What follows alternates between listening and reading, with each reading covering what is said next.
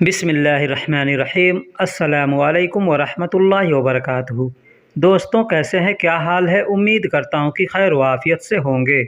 दोस्तों, अगर अरबी में कहना हो कि मैं उससे क्यों डरता हूँ तो अरबी में कैसे बोलेंगे? या कहना हो कि तुम इसे कैंची से काट दो, इस जगह गाड़ी पार्क कर दो तो अरबी में कैसे बोलेंगे? या मतलब तुम्हें सब चीज़ की जानकारी है को अरबी में कैसे बोलेंगे?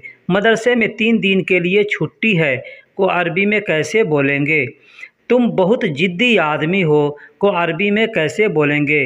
दोस्तों, इस तरह के बहुत से जुमले आपको इस वीडियो के अंदर सीखने को मिलने वाले हैं, इसलिए मैं आपसे गुजारिश करता हूं कि वीडियो को आखिरी तक देखिएगा।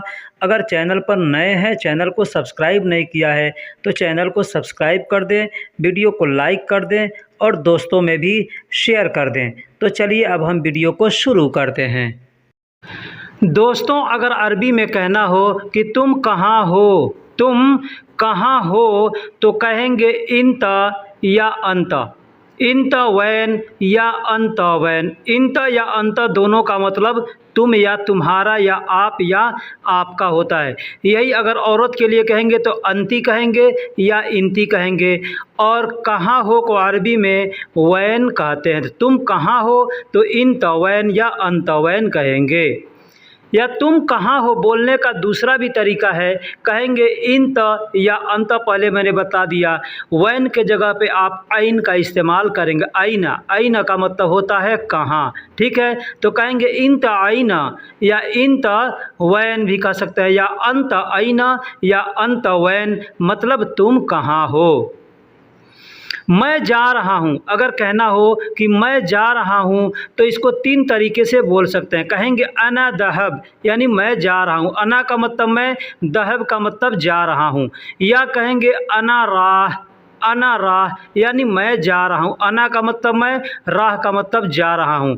या कहेंगे अना रोह, अना का मतलब मैं, रोह का मतलब जा रहा हूँ। तो ऐसे तीनों तरीके से बोल सकते हैं। अना ज़हबु यानी मैं जा रहा हूँ, या अना राह मैं जा रहा हूँ, या अना रोह मैं जा रहा हूँ। इन तीनों तरीके से आप बोल सकते हैं मैं जा रहा हूँ।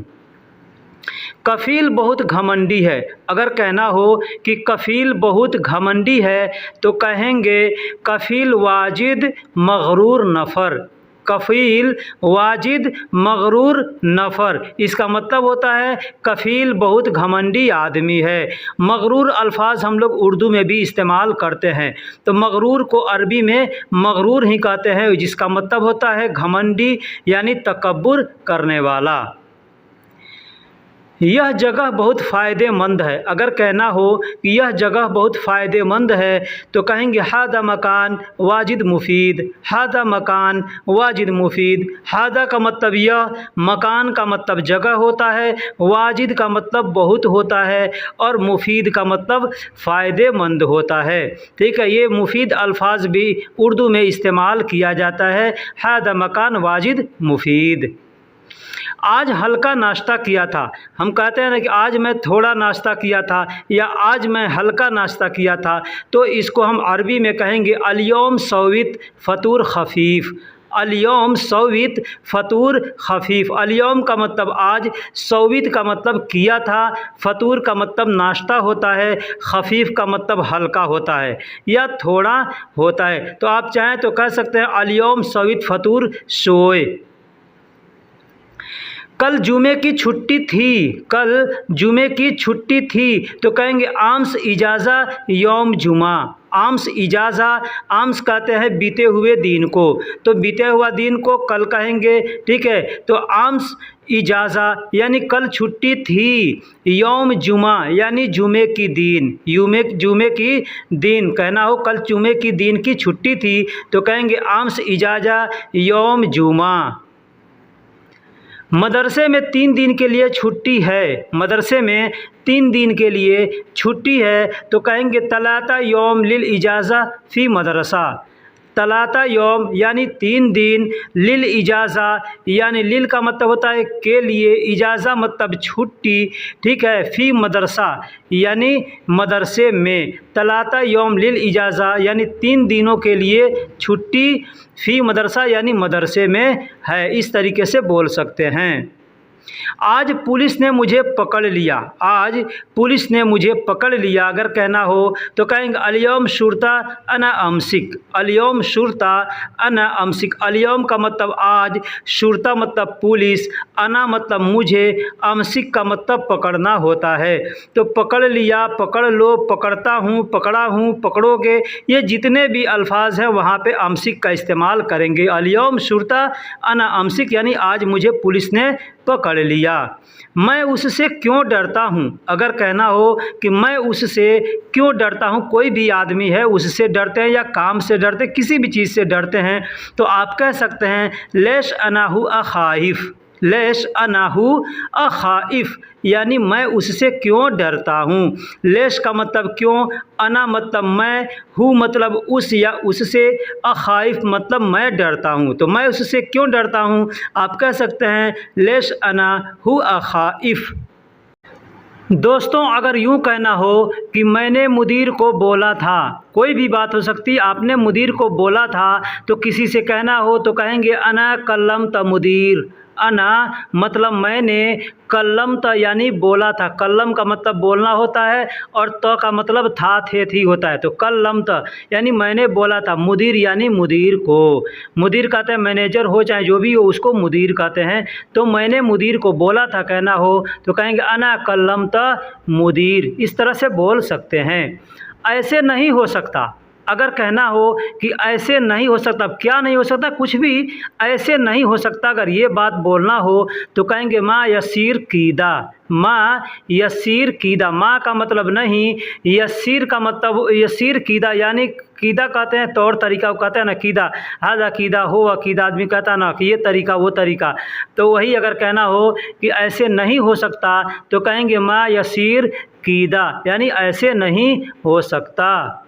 तुम गुस्से वाले आदमी हो अगर कहना हो किसी को कि तुम गुस्से वाले आदमी हो तो कहेंगे अंत असबी नफ़र, अंत असबी नफ़र, अंत का मतलब तुम, असबी, असबी ये आयन से होता है, तो असबी यानी गुस्से वाला, नफ़र का मतलब होता है आदमी, तो तुम गुस्से वाले आदमी हो अगर कहना हो किसी को भी तो कह सकते हैं अंत असबी नफ़र। अब मैं गुस्से वाला आदमी हूँ कहना हो तो कहेंगे अना असबी नफ़र, वह गुस्से वाला आदमी है तो कहेंगे हुआ असबी नफ़र, ठीक है। तुम सब गुस्से वाले आदमी हो तो कहेंगे तुम असबी नफ़र, यानी जिस तरीके से बोलना है उसमें बस असबी नफ़र रहेगा और अंत, अंती ये सब की जोड़ करके बोल सकते हैं।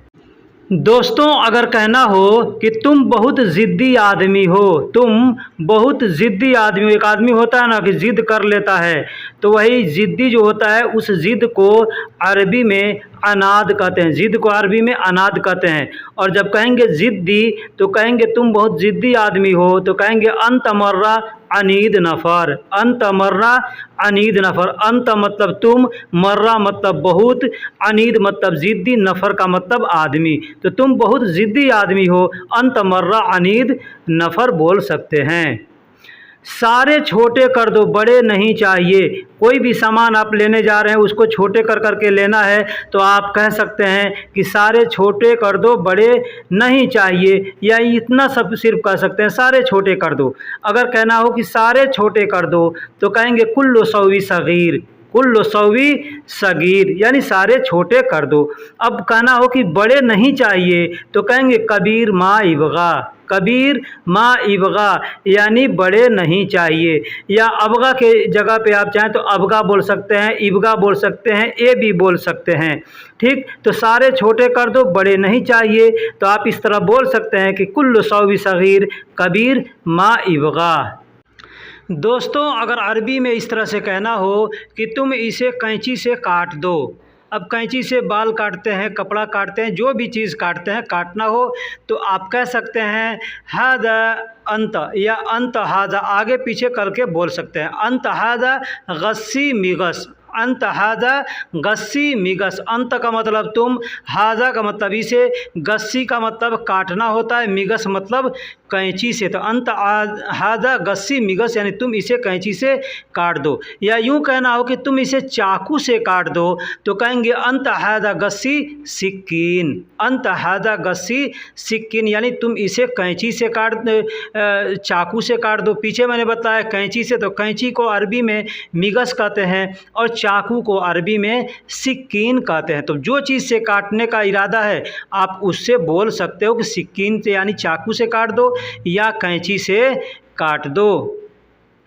इस जगह गाड़ी पार्क कर दो। आप गाड़ी चला रहे हैं, आपका कफील कहता है कि हाजा मकान वक़्फ़ सैयारा, हाजा मकान वक़्फ़ सैयारा यानी इस जगह या यहाँ इस जगह पर गाड़ी पार्किंग कर दो। हाजा का मतलब यह, मकान का मतलब जगह, यह जगह या इस जगह, वक़्फ़ यानी खड़ा करना होता है, सैयारा यानी गाड़ी। तो अगर गाड़ी खड़ा करने को बोलेगा तो वक़्फ़ सैयारा, आदमी भी खड़ा होता है तो उसको भी वक़्फ़ ही बोलते हैं। तो कहेंगे इस जगह गाड़ी पार्क कर दो या इस जगह गाड़ी खड़ी कर दो तो कहेंगे हादा मकान वक़्फ़ सैयारा। इस तरीके से अरबी में बोल सकते हैं और समझ सकते हैं।